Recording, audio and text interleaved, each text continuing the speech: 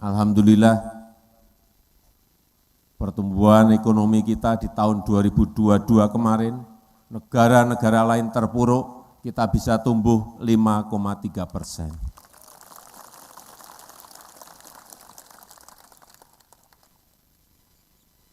Negara-negara lain masih bingung menyelesaikan COVID. Desember yang lalu kita sudah menyampaikan mencabut yang namanya PPKM. Dan saya lihat di sini sudah enggak pakai masker semuanya. Dulu 3 tahun semuanya pakai masker. Semuanya disuntik vaksin 2 dosis. Ada yang 3? Sudah 3. Itu yang lebih baik. Saya sudah 4.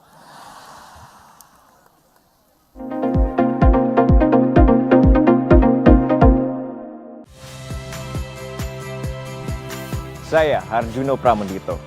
Saksikan program-program Kompas TV melalui siaran digital, pay TV, dan media streaming lainnya. Kompas TV, independen, terpercaya.